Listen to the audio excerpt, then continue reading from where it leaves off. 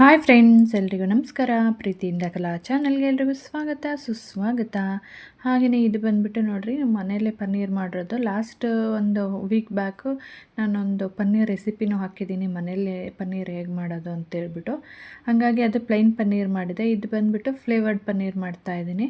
ಅಂದರೆ as usual 4 litre paneer ತೊಗೊಂಡಿದ್ದೀನಿ. ಅದಕ್ಕೆ ನಾನು ಇದು ಕೊತ್ತಂಬರಿ ಸೊಪ್ಪು, ಪುದೀನ ಸೊಪ್ಪು, ಮತ್ತು ಇದು chilli flakes, red chilli flakes, ಮತ್ತು ಸ್ವಲ್ಪ ಎಳ್ಳು ಅದೆಲ್ಲ ಹಾಕಿಬಿಟ್ಟು ಮಾಮೂಲಿ ಪನ್ನೀರ್ಗೆ ಇದೇನಿದೆ ನಿಂಬೆ ಹುಳಿ ಹಾಕ್ಬಿಟ್ಟು ಒಡಿಸ್ಬಿಟ್ಟು ಈ ಥರ ಪನ್ನೀರ್ ಮಾಡ್ಕೊಂಡಿದ್ದೀನಿ. ತುಂಬಾ ಚೆನ್ನಾಗಿತ್ತು. ಸ್ವಲ್ಪ ಉಪ್ಪನ್ನು ಹಾಕಿಬಿಟ್ರೆ ಹಾಗೆ ತಿನ್ನೋದಕ್ಕಂತೂ ಸಖತ್ತಾಗಿರುತ್ತೆ, ಎಳ್ಳು ಎಲ್ಲ ಹಾಕಿರೋದ್ರಿಂದ.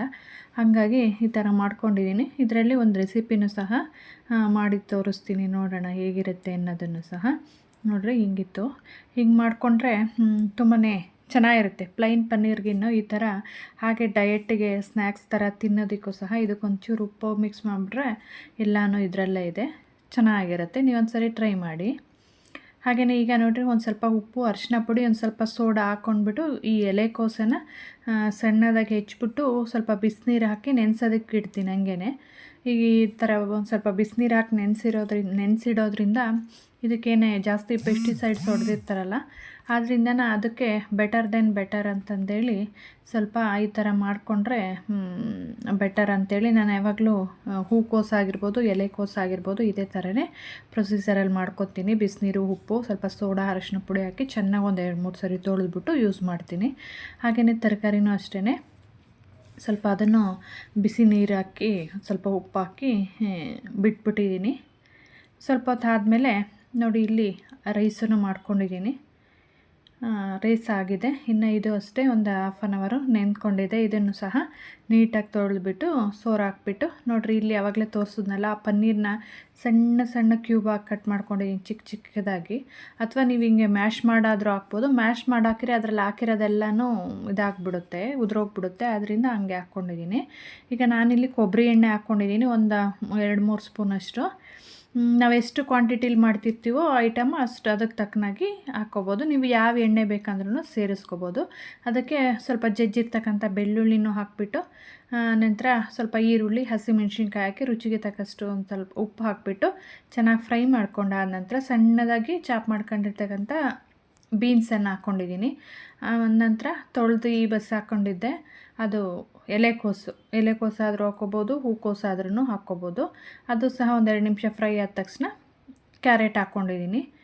ಕ್ಯಾರೆಟ್ ಹಾಕ್ಕೊಂಡು ಅದನ್ನು ಸಹ ಚೆನ್ನಾಗಿ ಒಂದು ನಿಮಿಷ ಫ್ರೈ ಆದ ನಂತರ ಕ್ಯಾಪ್ಸಿಕಮ್ಮು, ಎಂಡಲ್ಲಿ ಕ್ಯಾಪ್ಸಿಕಮ್ ಹಾಕ್ಕೊಳ್ಳೋದ್ರಿಂದ ಅದು ಕ್ರಂಚಿಯಾಗಿ ಸಿಗ್ತಾಯಿದ್ರೆ ತುಂಬ ಚೆನ್ನಾಗಿರುತ್ತೆ. ಹಾಗಾಗಿ ನೆಕ್ಸ್ಟ್ ಅದು ಒಂದು 2 ನಿಮಿಷ ಫ್ರೈ ಆದ ನಂತರ ನಾವೇನು ಸಣ್ಣದಾಗಿ ಚಾಪ್ ಮಾಡ್ಕೊಂಡಿದ್ದೀವಿ ಪನ್ನೀರನ್ನು ಸಹ, ಫ್ಲೇವರ್ಡ್ ಪನ್ನೀರು ಹಾಕ್ಕೊಂಡ್ಬಿಟ್ಟು ಚೆನ್ನಾಗಿ ಒಂದು 2 ನಿಮಿಷ ಮಿಕ್ಸ್ ಮಾಡ್ಕೋಬೇಕು. ನಂತರ ಬ್ಲ್ಯಾಕ್ ಪೆಪ್ಪರ್ ಪೌಡ್ರು, ಕಾಳು ಮೆಣಸಿನ ಪುಡಿ ಹಾಕ್ಕೊಂಡಿದ್ದೀನಿ 1 ಸ್ಪೂನು. ಅದನ್ನು ಹಾಕ್ಕೊಂಡು ನಾವು, ಯಾಕೆಂದರೆ ಹಸಿಮೆಣ್ಸಿನ್ಕಾಯಿನೂ ಹಾಕಿರ್ತೀವಿ, ಅದರಿಂದ ಖಾರ ನೋಡ್ಕೊಂಬಿಟ್ಟು ಹಾಕ್ಕೋಬೇಕು. ಹಾಗಾಗಿ ಇದು ಬಂದುಬಿಟ್ಟು ಆವಾಗಲೇ ರೈಸ್ ಮಾಡಿ ಇಟ್ಕೊಂಡಿದ್ವಲ್ಲ, ಆ ರೈಸನ್ನು ಹಾಕಿ ಚೆನ್ನಾಗಿ ಮಿಕ್ಸ್ ಮಾಡಿಬಿಡ್ಬೇಕು.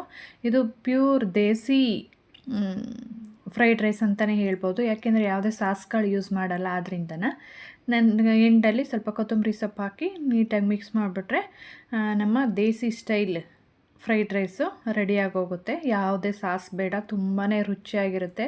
ಪನ್ನೀರು, ವೆಜಿಟೇಬಲ್ಸು ಎಲ್ಲ ಈಕ್ವಲ್ಲಾಗಿದೆ, ಏನಂದರೆ ಪ್ರೋಟೀನು, ಕಾರ್ಬೋಹೈಡ್ರೇಟು ಎಲ್ಲನೂ ಸಹ. ಹಾಗಾಗಿ ಟಿಫನ್ನು ಮಾಡಿ ಇಟ್ಬಿಟ್ಟು ನೆಕ್ಸ್ಟ್ ಇವತ್ತು ಶುಕ್ರವಾರ, ಫ್ರೈಡೇ ಆಗಿರೋದ್ರಿಂದ ಪೂಜೆನೂ ಸಹ ಮಾಡ್ತಾಯಿದ್ದೀನಿ.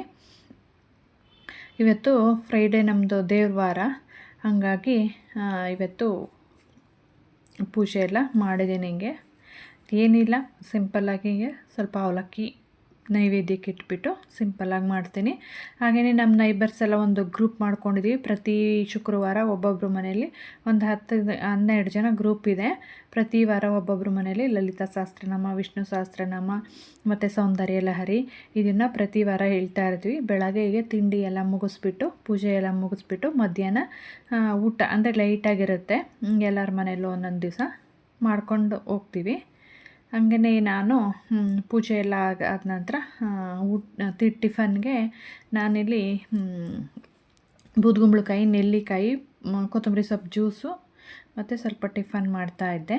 ಹಾಗೆಯೇ ಮಧ್ಯಾಹ್ನ ನಮ್ಮ ಮನೆಯವ್ರಿಗೆ ಏನಾದರೂ ಮಾಡಿಟ್ಟು ಹೋಗ್ಬೇಕಲ್ವ ಅಡುಗೆ, ಆದ್ರಿಂದನೇ ಒಂದು ಸ್ವಲ್ಪ ಕೊಬ್ಬರಿ ಎಣ್ಣೆ ಹಾಕ್ಕೊಂಡು ಸಾಸಿವೆ, ಕರಿಬೇವಿನ ಸೊಪ್ಪು ಮತ್ತು ಹಸಿಮೆಣ್ಸಿನ್ಕಾಯಿ, ಈರುಳ್ಳಿನ ಒಗ್ಗರಣೆಗೆ ಹಾಕ್ಕೊಂಡಿದ್ದೀನಿ. ಹಾಕ್ಕೊಂಡು ಇದಕ್ಕೂ ಅಷ್ಟೇ ಒಂದು ಸ್ವಲ್ಪ ರುಚಿಗೆ ತಕ್ಕಷ್ಟು ಉಪ್ಪನ್ನು ಹಾಕ್ಬಿಟ್ರೆ ಈರುಳ್ಳಿ ಬೇಗನೆ ಸಾಫ್ಟ್ ಆಗುತ್ತೆ. ಚೆನ್ನಾಗಿ ಫ್ರೈ ಮಾಡ್ಕೊಂಡ ನಂತರ ಈಗೇನು ಮಾಡಬೇಕಂದ್ರೆ, ನಾನು ಆವಾಗಲೇ ಬೆಳಗ್ಗೆ ಟಿಫನ್ಗೆ ಹಾಕಿದ್ನಲ್ಲ ನೋಡಿರಿ, ಎಲೆಕೋಸು ನೆನೆಸಿಟ್ಕೊಂಡಿದ್ನಲ್ಲ ಕ್ಯಾಬೇಜು, ಅದನ್ನು ಸಹ ಹಾಕಿ ಚೆನ್ನಾಗಿ ಮಿಕ್ಸ್ ಮಾಡಬೇಕು. ಅಂದರೆ ಎಲೆಕೋಸು ಪಲ್ಯ ಮಾಡ್ತಾಯಿದ್ದೀನಿ ಚಪಾತಿ ಜೊತೆಗೆ.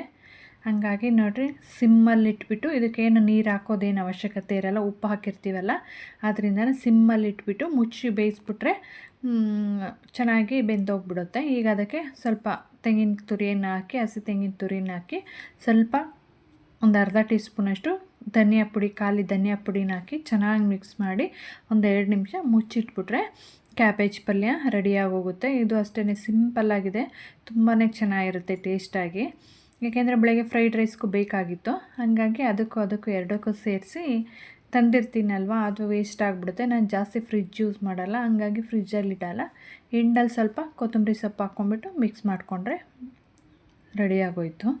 ಅದರಿಂದ ಅವತ್ತಿಂದ ಅವತ್ತು ಮುಗಿಸ್ಕೊಂಡ್ಬಿಡ್ತೀನಿ, ಯಾವುದೇ ತರಕಾರಿ ಹಂಗೆ ಫ್ರಿಜ್ಜಲ್ಲಿ ಇಡಲ್ಲ. ನೋಡಿರಿ, ಇದು ಜವೆ ಗೋಧಿ ಹಿಟ್ಟಿಂದು ಚಪಾತಿ ಮತ್ತು ಕೋಸು ಪಲ್ಯ ಮಾಡಿಟ್ಬಿಟ್ಟು, ಮತ್ತು ಇದು ಸಂಜೆ ಬಂದುಬಿಟ್ಟು ಇಲ್ಲಿ ತುಮಕೂರಲ್ಲಿ ಮಂಡಿಪೇಟೆಯಲ್ಲಿ ಇದು ಸಿದ್ಧಗಂಗಾ ಆಯಿಲ್ ಮಿಲ್ ಅಂತೇಳಿ ಅವ್ರದ್ದೆಲ್ಲ ತುಂಬಾ ರೀಲ್ಸು ಅದೆಲ್ಲ ಬರ್ತಾಯಿತ್ತು. ನಾನು ಅದರಿಂದ ನೋಡಿ 250 ರುಪೀಸ್, 250 ರೂಪಾಯಿ ಅಷ್ಟೇ, ಒಂದು ಕೆ ಜಿ ಲೆಕ್ಕನೇ ಕೊಡೋದವರು. ಕೆ ಜಿ 250 ರೂಪಾಯಿ.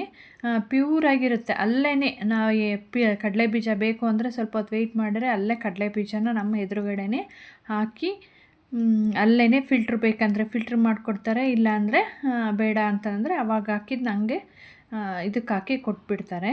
ಹಾಗಾಗಿ ನಾನು ಒಂದು ರೀಲ್ಸಲ್ಲೆಲ್ಲ ನೋಡಿದ್ದೆ, ಕಾಲ್ ಮಾಡ್ಕೊಂಡೋಗಿ ನಾನು ಅಲ್ಲೇ ತೊಗೊಂಬಂದೆ. ಒಂದು 2-3 ಟೈಮ್ ಅಲ್ಲೇ ತೊಗೊಂಡೆ. ನಮ್ಮ ತಂಗಿಯವ್ರಿಗೂ ನೋಡಿ, ಟಿನ್ನಲ್ಲಿ 16.5 kg ಹಿಡಿಸತ್ತದು. ಟಿನ್ನನ್ನು ಅವ್ರಿಗೆ ಅವಾಗವಾಗ 2 ಸರಿ, ಇದು ಫಸ್ಟ್ ಟೈಮ್ ಒಂದು ಸರಿ ಕಳಿಸಿದೆ, ಇದು 2ನೇ ಸರಿ ಕಳಿಸ್ತಾ ಇದ್ದೆ. ನನಗೆ ಬಕೆಟಲ್ಲಿ ಹಾಕಿಸ್ಕೊಂಡು ಬಂದಿದ್ದೀನಿ, ಸ್ಟೀಲ್ ಬಕೆಟಲ್ಲಿ. ಹಾಗಾಗಿ ತುಂಬ ಚೆನ್ನಾಗಿತ್ತು. ಹೀಗಿತ್ತು ನನ್ನ ಶುಕ್ರವಾರದ ದಿವಸ. ಕೊನೆ ತನಕ ವಿಡಿಯೋ ನೋಡಿದ ಎಲ್ರಿಗೂ ಸಹ ತುಂಬಾ ಧನ್ಯವಾದಗಳು. Thanks for watching.